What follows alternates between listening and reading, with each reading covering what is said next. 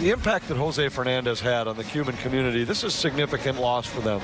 Well, first of all, I want to tell you that I have the opportunity to meet him 3 years ago when he was when they played here in Minnesota, and already ballplayers, the pitching coach for us told me about Fernandez, that young Cuban phenomenon, and he was great when I saw him. And that was it's a big thing.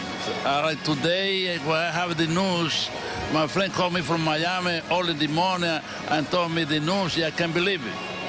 I can't believe this thing happened because so young, so good for the baseball community, especially for the Cubans.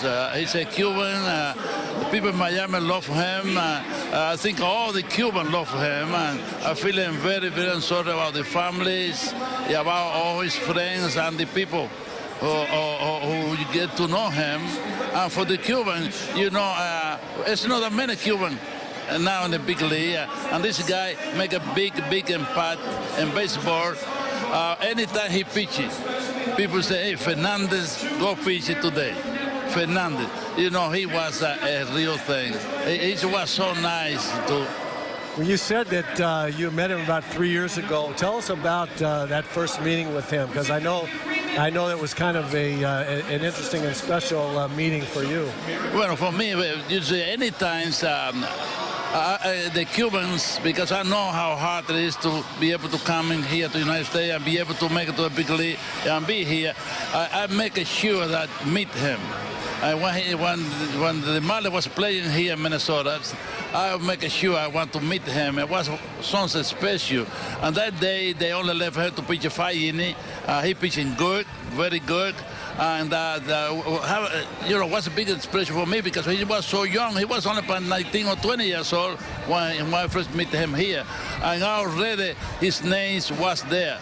And to hear news like that this morning, I can't believe it. It's very hard. How will this impact people back in Cuba? I think I'm saying the people in Cuba right now, they know everything happening in the United States.